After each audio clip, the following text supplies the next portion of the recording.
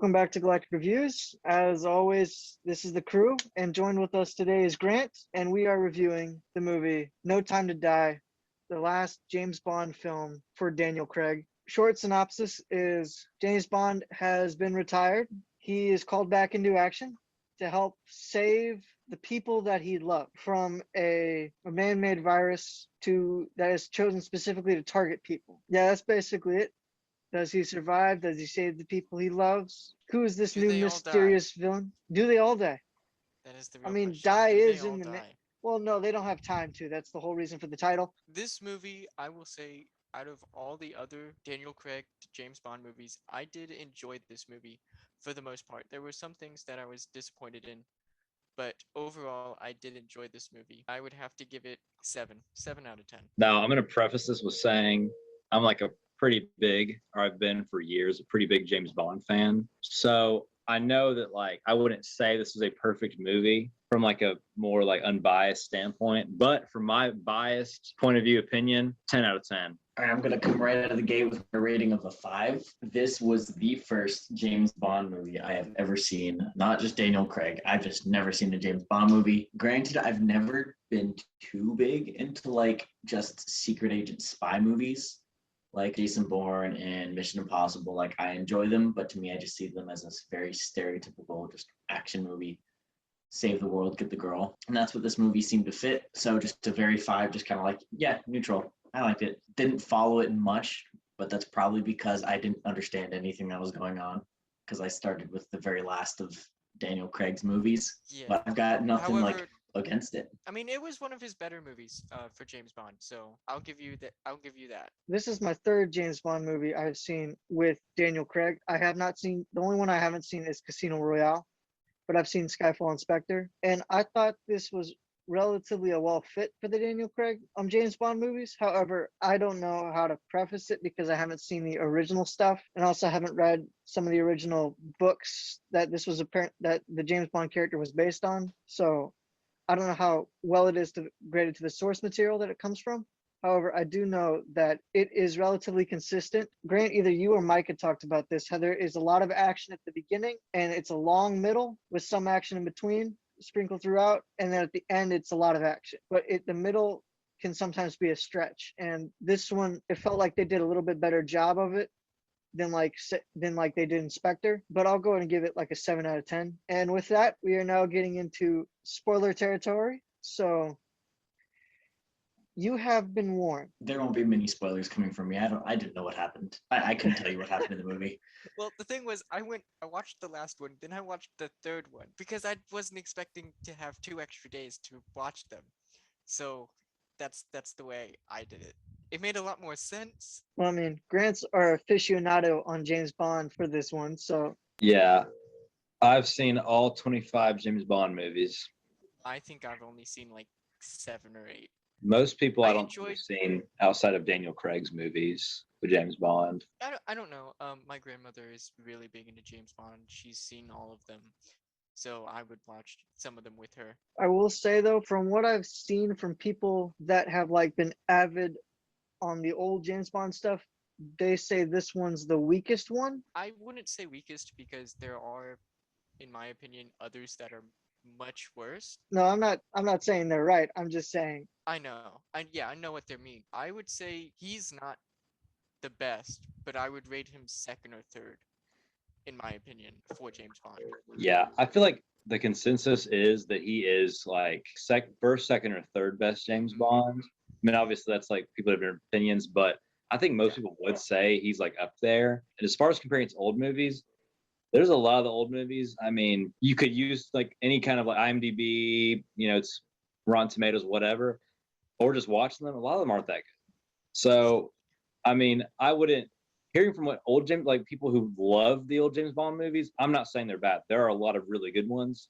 But if you're a fan of all of those movies, I mean, I'm not saying your opinion's irrelevant, but it's kind of like, I mean, some of the movies you're a huge fan of aren't very good. And one thing I liked about No Time to Die, and this is like as opposed especially to old movies, where James Bond, he only does 2 things, and he kills people and he has sex, and that's just about, and he looks cool. So he looks cool, has sex, kills people, and and like that's about as far as he goes development wise. There was a movie, an old movie, where he does get married, and there was like a lot of character development there. But other than maybe that and Casino Royale, well, actually even more than those probably. This is probably the most character development we've seen from James Bond in a movie. More or less, I would say probably. Like from a heart kind of perspective. You know what I mean? Yeah, because then you have other ones like GoldenEye, that's just a really well put together movie, but Yeah. doesn't have much character development for James Bond. Like we don't get to all the James Bond movies. Like they have great action. They have usually pretty good villains sometimes, or they have a lot of really cool things, like cool, awesome, great stunts, great locations.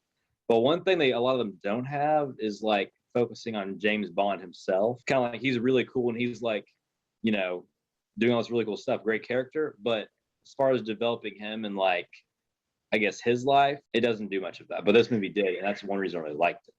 Well, I think more people would be mad at this gives away the illusion of who James Bond is, and I guess that was the mystery that everybody liked about the old movies was you don't know who this guy is, but all you know about is he's good at his job, and he does it proficiently well, and I would assume he does have a heart as well from the old movies. So, because I mean, I saw a little bit of GoldenEye, and that James Bond did care, at least the part where I saw where the evil guy shot Boromir. He did have a heart in those. So, I mean, I guess it was more so that maybe it just ruined the mystery for some of those people because it kind of just took away from that spy aspect and then now, granted, he's a little bit more relatable, but it takes away from that illusion of this mystery guy who comes in and saves the day.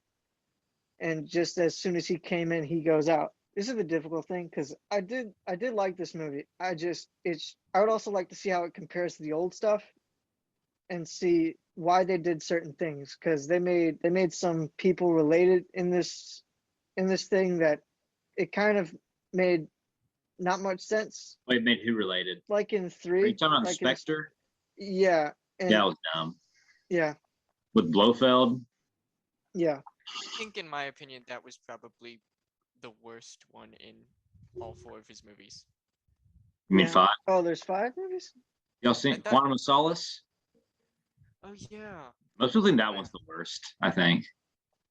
I guess that's why I forget it. Things I didn't like or didn't think was necessary when they had Q. One thing that I didn't quite think was necessary was when they made Q gay, and apparently that like got a lot of people, at least some people from what I've seen, in an uproar. I I mean, know another thing that I've seen was them making the new 007 just a black person in general. well, I think it's not what people were. It was mostly they were upset because I think it was Inspector they wanted to do that, but the daughter of the creator of 007 as a whole said, no, that's not how my father wrote the character. Well, what they wanted to do in general was create a black female James Bond, which kind of deters the reason of why it's James Bond. But yes, so that's why I'm like, I appreciate the way they did it. They didn't just race change and yeah, sex change James Bond, because I don't think, personally, I don't think that would work, yeah, as James Bond was written very specifically. So I don't think you could, at least not change the sex of James Bond. Race yeah. change, I don't care. But changing the sex, I don't think that would work. But really, that was the only real problem I had with this movie. But they do pretty much say multiple times that it is just a number. Yeah, well, even when he comes back on, I think most of them regard him as 007. I think, Yes. if I'm not That's mistaken. because he was 007 for much longer than she was. To True, my and knowledge, he's more she's only been iconic to the. 007 for what, 5 years? I have no idea because I didn't care about her character, to be perfectly honest with you. Her character Well, had the it's least because character there was a development. 5-year gap. Well, no, her character had the least character development in this. Like, I felt more for I got you. what's his face? Felix, I think was his name, when he died in the boat. I felt Oh, more for that yes. character. So, Well, he never got to smoke a cigar. true. I also did like Ash Logan as the villain-ish, like this, like the mini boss before the main boss in Mm-hmm. the movie. I did like him for a little bit. Some of the lines were corny, but for the most part, some of it was pretty good. Andrew, you got anything to say, or are you just trying to remember the movie? Yeah. No, Yes, nothing really stuck out to me in this. It was just a spy movie, just a Yeah, bland no, I spy get movie that. in the I background. get that. kind I'll be of. perfectly honest. If they decide to make, because I know they've made quite a few James Bond movies into video games, I think this one would turn out to be a pretty good video game. Just the action, the story, going through it, I think it would turn out well. All in all, I really enjoyed this movie, especially after watching the third one, the precursor to this one. It made a lot more sense, answered all of my questions that I had for it. I will say I did enjoy this movie, all in all, and I still think Daniel Craig is one of the better James Bonds, in my opinion, personally. A lot of people say that it drew on kind of elements of, something like an end game. I've also seen it compared to Dark Knight Rises. And I know that y'all are all about, comic book movies. So, because the main point of the movie, I think, was to be a send off for his character, just like Endgame, at least partially send off for Iron Man, and I guess kind of Captain America too, but mainly Iron Man. And then, Dark Knight Rises obviously send off for Christian Bale's Batman. So I saw the comparisons there. And I mean, even like literally you find out in Endgame, Tony Stark has a daughter, find out James Bond has a daughter. Not saying it's really copying each other, because I mean, a guy having a daughter is, but I mean, I feel like it was a pretty good comparison. You know what I mean? I think they did it really well in all three of those movies. So like people don't say that Endgame is like an amazing movie, but Marvel people who really love Marvel like adore Endgame just because like what it does for their character and for their franchise. I did enjoy, because you don't get to see it that often, the send off for James Bond. So I really did enjoy the way they did that. Just I will ending. say, when they wanted to kill off a character, they really want to kill off a character. There was like 50 missiles on the freaking spot where he was. It's like, yeah, he's not Let's just be surviving honest. this. Just keep Let's going. be honest. That's what you got to do to kill off 007. He's got to go out with a bang. Well, I will say though, they said they were gonna nuke the whole island. They only nuked like that part of the island he was standing at. So Well, we don't. It. He opened the blast doors, so it probably did a chain reaction underneath. I don't true, know but you never got to what was see all that though. underneath. Yeah, but it was mostly just to kill off the character. Another thing I had a problem with was the guy who did the main villain. I don't remember the guy's name. Rami Malek. Mm-hmm. Is that the actor or? Mm-hmm. I think he did really good. I don't like how they didn't age him up in any way. He was basically the same age in that flashback scene, and was the exact same and looked the exact same way as he did when they caught up with the present. So, and that was weird because they all look the same age, where he's the one that's like, that guy should be older. Yeah, He I just also did- thought that like in the first scene, he had like a face thing going on, but then like back in the present, his face, I mean, didn't look totally normal, but it didn't look as bad. I don't know, I guess maybe the scars heal or something. They were smart by covering his face, I think, in the first part, because they're like, well, we don't see his face for the most part, which you kind of do, the de-age him. But yeah, because I feel like he should be like around the same age as the main girl. I mean, I don't know how old the actor is, but he's got to be in like his early 30s. I think Right? I He's think the 40. actor and the actresses are both. 40. I He's think 40. the actor and the actress were both around the same age, if I recall that correctly. Okay, she's 36 and he's 40. Yeah. Considering that he was supposed to be like 20 in that flashback sequence, and Yeah. they were both about the same age. No, just some minor things that I had a problem with, but all in all, I thought it was relatively good. Another thing about the movie that James Bond people probably thought was pretty cool, at least I did. They have several callbacks in the movie. One was probably, most of y'all probably got this, but they had like the portraits of different actors and actresses who played M in this one hall scene. You can see like the girl one from like some of the earlier Daniel Craig movies. And there's another one of like an M from like the older James Bond movies. And Was, Bernard Lee, maybe. yes, I believe so. He has like the heavy eyebrows. Yeah, I forget his name, but that actor. Also, the song, at the beginning, they're in the car and they say, he's like, "We have all the time in the world," and then at the end they play that song, like, and going to the credits. That song is from On Her Majesty's Secret Service, which is the movie where he actually like falls in love and gets married. So I thought that was really cool. And they like in the score, Hans Zimmer like covers another song from On Her Majesty's Secret Service, that same movie. So there's like 2 songs from an old James Bond movie and the portrait. So I mean, I immediately caught that. I thought that was really cool. So they did some good fan service, I thought too. Oh yeah. Hans Zimmer did the music. Yeah, he did the score. I mean, I like the That Billie ex- Eilish song in the beginning. The No Time to Die, Billie Eilish. Yeah. Yeah. You didn't like it, Payson? I thought it was there. That's about as far as I To be honest, like. I that didn't was hate it, but I probably- didn't love it. Like I thought the honest- one by Adele when it was Skyfall was way better, but this one was kind of just meh. Well, to me, this was. I'm not a big fan of Billie Eilish. This was one of my more enjoyable songs by her. But I did think the score was really good, which that makes sense. Hans Zimmer does really good scores. Kronk Award. Oh, Kronk Award. This is like the comic relief, right? Yeah. Yeah. Dude, it's got to be that Russian scientist. Yeah.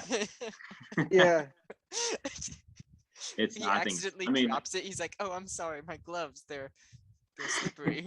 You broke my nose. Yeah, no, I had completely forgot about him. But no, you're completely right. He was funny when it was needed. I did think James Bond had some good quips as well. Like, I got to show you something else. He's like, another child. I thought that was I a mean, pretty then funny again, quip. that's just how James Bond is. He's Yeah, really which- quick on his feet. Yeah, which I did like. I think it was shown a lot more in here though than it had been in the other ones, or at least the other ones that I've seen. Was the quips and the gadgets? I thought that was more so well done with this one than the other ones. the whole one-liner thing. That was like a staple of James Bond movies. But then tried moving away from it just because it was like corny. But I like that they brought them back. I don't know. It Yeah. just like It's what makes James classic. Bond James Bond. yeah. I also I like his classic car Yes. Oh, yeah, I did it. I enjoyed seeing that again. with the 2 miniguns and the headlights. Yes, the classic James Bond car. Yeah, that looked cool.